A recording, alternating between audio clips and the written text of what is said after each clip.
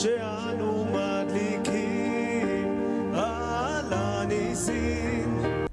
Menteri Israel Benjamin Netanyahu dilaporkan mengunjungi kawasan tembok barat di Kompleks Masjid Al-Aqsa, Yerusalem Timur, Selasa 16 Desember. Kunjungan itu dilakukan bertepatan dengan perayaan Hari Raya Yahudi Hanukkah. Otoritas Palestina mengecam keras langkah itu. Pemerintah Provinsi Yerusalem menyebut kunjungan Netanyahu sebagai tindakan provokatif yang berpotensi memicu ketegangan. Tembok Barat atau Tembok Al-Burak merupakan bagian dari Kompleks Masjid Al-Aqsa. Situs ini dianggap suci oleh umat Islam dan Yahudi.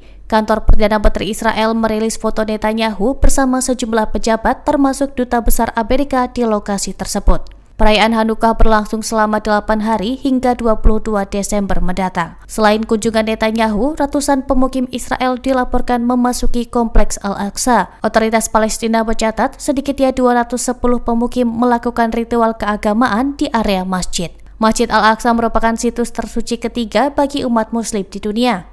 Sementara umat Yahudi menyebut kawasan itu sebagai Bukit Bait Suci. Warga Palestina dan umat Muslim dunia menilai ritual non-Muslim di kompleks masjid sebagai bentuk melanggar kesepakatan yang telah lama berlaku. Dalam status quo yang ada, Kompleks Al-Aqsa dikelola oleh Badan Wakaf Yordania. Hanya umat Muslim yang diizinkan beribadah di dalam area masjid. Почули з Москви чергові сигнали, що наступний рік вони готують роком війни. Це сигнали не Presiden Ukraina Volodymyr Zelensky mengisyaratkan kesiapan Ukraina untuk mempertimbangkan opsi keluar dari NATO. Langkah ini disebut sebagai kompromi demi memperoleh jaminan keamanan dari Barat. Perayaan tersebut disampaikan Zelensky saat menuju pertemuan dengan utusan Amerika Serikat dan negara-negara Eropa di Berlin, Minggu 14 Desember. Zelensky mengakui ambisi Ukraina bergabung dengan NATO belum mendapat dukungan penuh dari seluruh mitra Barat. Hal ini menjadi tantangan utama bagi kebijakan luar negeri Ukraina. Ia menegaskan sejak awal Ukraina melihat NATO sebagai jaminan keamanan paling nyata, namun realitas politik membuat target tersebut sulit tercapai. Sebagai alternatif, Ukraina kini memprioritaskan jaminan keamanan bilateral. Fokus utama diarahkan pada komitmen dari Amerika Serikat. Zelensky menyebut jaminan itu diharapkan setara dengan pasal 5 NATO. Komitmen serupa juga diharapkan datang dari negara-negara Eropa. Selain Eropa dan Amerika, Ukraina berharap dukungan keamanan dari mitra lain seperti Kanada dan Jepang.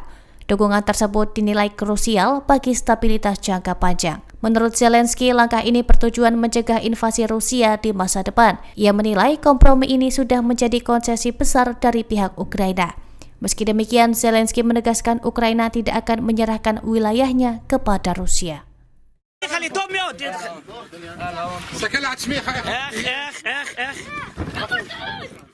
Pasukan Israel dilaporkan menahan 5 anak Palestina di wilayah tepi barat selatan. Penahanan ini dilakukan atas permintaan pemukim ilegal Israel. Kelima anak berusia antara 8 hingga 12 tahun. Mereka dituduh mengumpulkan tanaman liar dan bunga di dekat permukiman Hafat Maon. Permukiman Hafat Maon dikenal sebagai pos pemukim ilegal menurut hukum internasional. Permukiman ini dibangun di atas tanah Palestina yang diduduki Israel. Penahanan anak-anak tersebut memicu kecaman dari kelompok hak asasi manusia. Mereka menilai tindakan itu sebagai bentuk intimidasi terhadap warga sipil Palestina. Video yang beredar menunjukkan salah satu anak berusaha melindungi temannya saat ditahan. Aksi tersebut menuai simpati luas di media sosial. Pendudukan Israel atas tepi barat telah berlangsung sejak 1967. PBB dan komunitas internasional menyatakan permukiman Israel di wilayah ini adalah ilegal. Meski demikian, pembangunan permukiman terus berlanjut. Pemukim kerap mendapatkan perlindungan militer dalam aktivitas sehari-hari. Warga Palestina di sekitar permukiman sering mengalami pembatasan akses lahan. Banyak yang dilarang memasuki tanah pertanian milik mereka sendiri. Penahanan anak-anak Palestina oleh militer Israel bukan pertama kali terjadi. Laporan PBB menyebut ratusan anak ditahan setiap tahunnya. Download Tribun X sekarang. Menghadirkan lokal menjadi Indonesia.